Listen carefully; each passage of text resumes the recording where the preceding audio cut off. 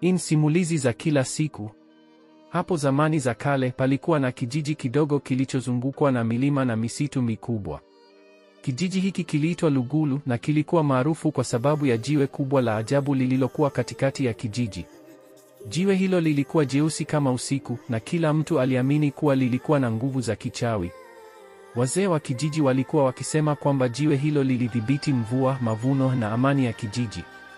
Kila mwaka wanakijiji walikusanyika kulisafisha na kulitia manukato maalum, wakiliita jiwe la uzima. Lakini siku moja kijana mmoja jasiri na mwenye shaka aitwaye Juma aliamua kutafuta ukweli.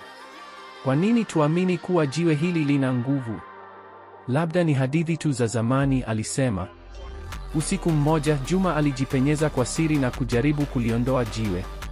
Aliposukuma kwa nguvu zote, ardhi ilitetemeka kidogo na sauti nzito ilisikika, ujasiri wako ni mkubwa lakini hekima yako ni ndogo. Asubuhi yake kijiji kilikumbwa na ukame wa ghafla, wanyama wakaanza kutoweka na watu wakaanza kuugua maradhi yasiyoeleweka.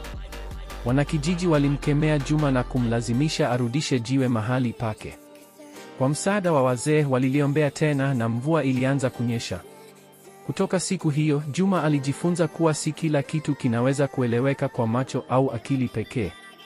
Alikuwa mlinzi mpya wa jiwe hilo, akifundisha watoto wa kijiji heshima kwa mila na maajabu ya dunia. Na tangu siku hiyo, jiwe jeusi likabaki kuwa alama ya imani, hekima na umoja wa kijiji cha Lugulu. Je, ungependa niandike toleo la hadithi hii kwa watoto au nikupe tafsiri ya Kiingereza?